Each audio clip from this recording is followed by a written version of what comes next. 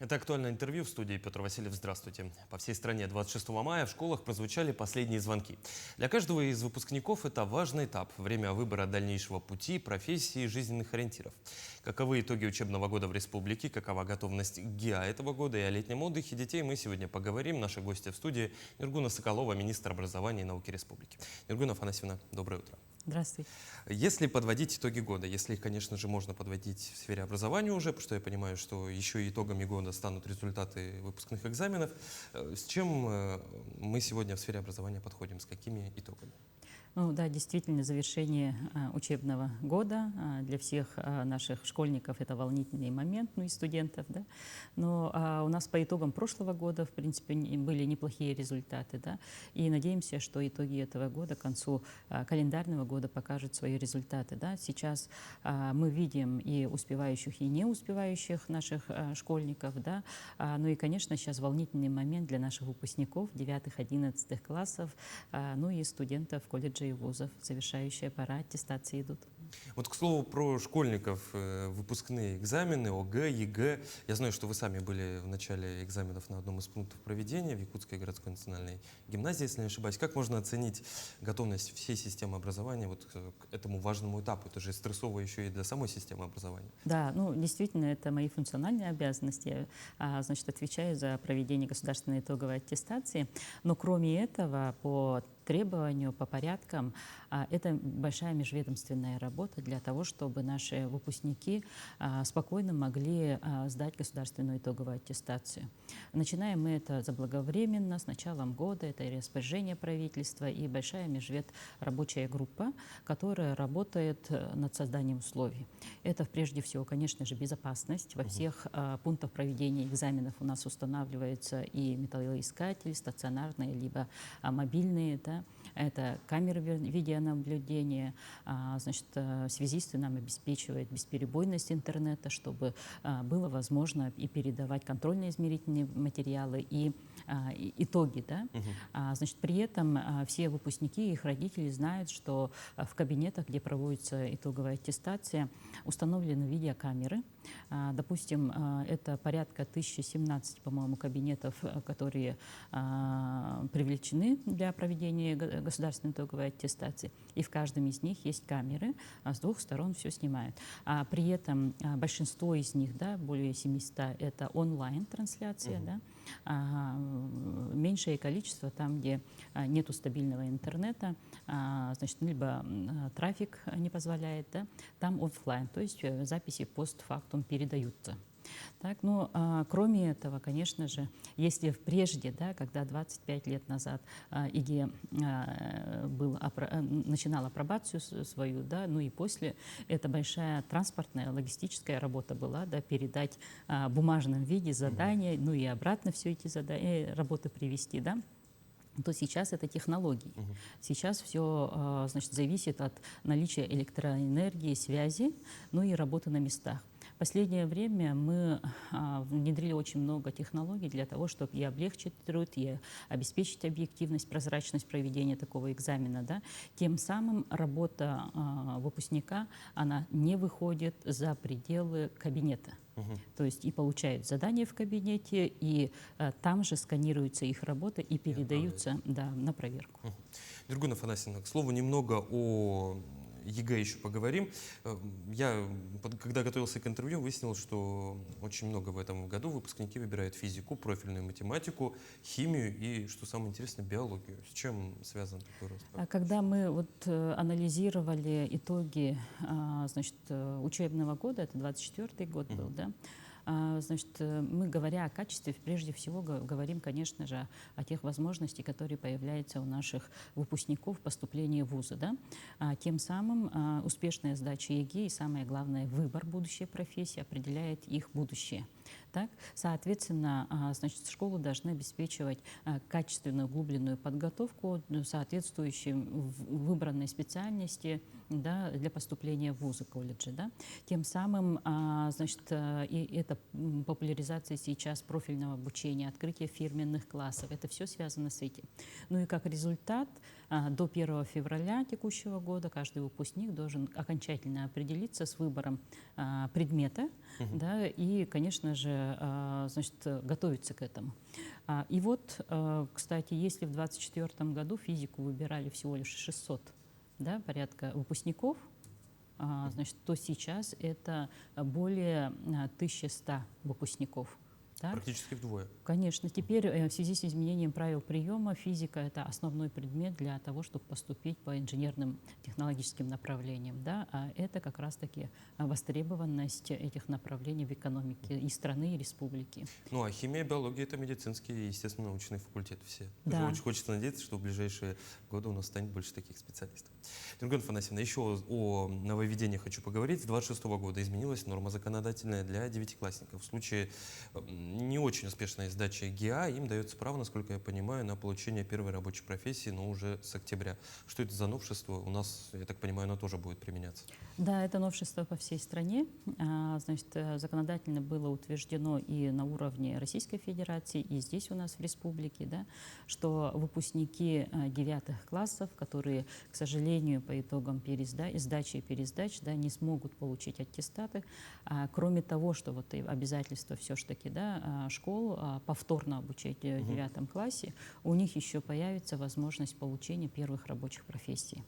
Но я здесь бы хотела успокоить девятиклассников и их родителей, потому что если готовиться к сдаче, да, то в принципе здесь есть много возможностей. И основной период сдачи, и дополнительные периоды сдачи, и в летний период, и осенью. Да.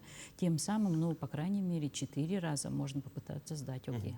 Ну и потом же можно еще в 10-11 класс пройти, продолжить среднее образование. Да, кстати, да, я, видимо, не раскрыла ваш вопрос. Да. Помните, у нас в рамках стратегического указа Александра Сергеевича были разработан проект «Моя первая профессия». Да. Да, механизмы все выработаны, нормативная база вся имеется, и самое главное — возможности. Да?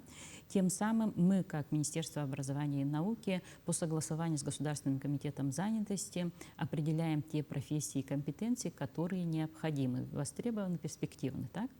Далее мы в конкурсном отборе будем определять те учреждения, которые будут обучать наших девятиклассников, не получивших аттестат. Да? Тем самым, значит, далее будет обеспечиваться, ну, в основном это по практике колледжи, в которых есть и инфраструктура, и компетенции, да, и вот списки тех выпускников, которые не получат аттестат окончательно в этом году, будут известны в конце сентября. Ну и вот с октября месяца мы начнем такую работу по обучению. Это запасной вариант. Я уверен, что все, кто готовился, все равно сдадут. Да. Ирина Афанасьевна, еще о новшествах немножко. Апробация существует, я насколько знаю, на систему Linux перехода.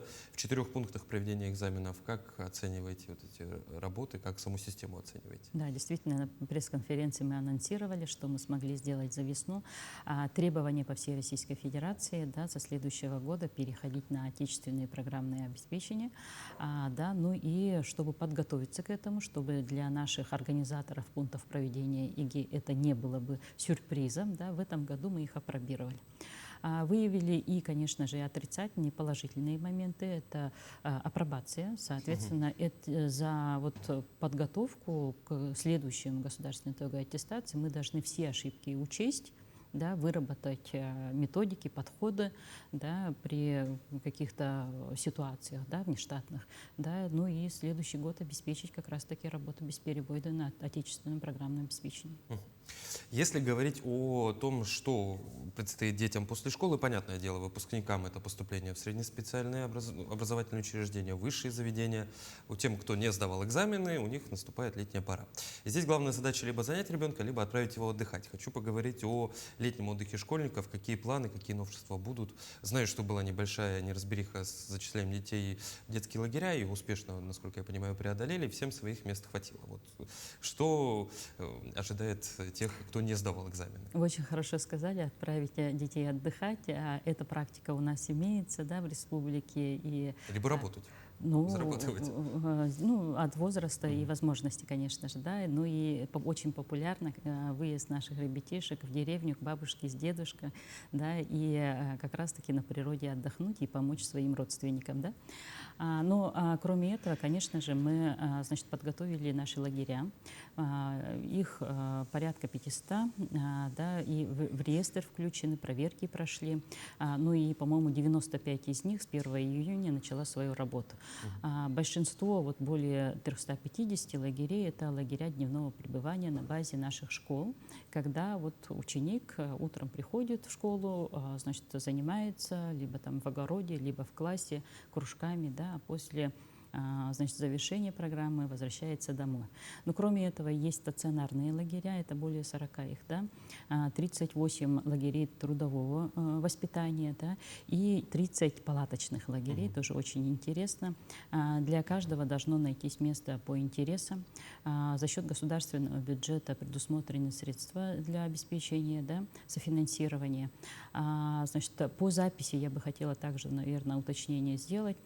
Если раньше действительно была запись бумажная с очередями, да, то мы потом перешли на наш региональный ресурс записи. И, в принципе, в прошлом году успешно его прошли, когда и подготовили и родителей, и тех операторов, которые записывают. Да. А в этом году у нас новшество. Мы сейчас записываем через госуслуги. Это уже федеральный портал. Да. Это общие требования по всей стране, и практически, значит, поэтапно все регионы переходят на запись в летние лагеря через госуслуги. И как раз-таки неразбериха этого года была связана с этим, потому что люди привыкли работать в нашем региональном ресурсе, а теперь им приходится через госуслуги.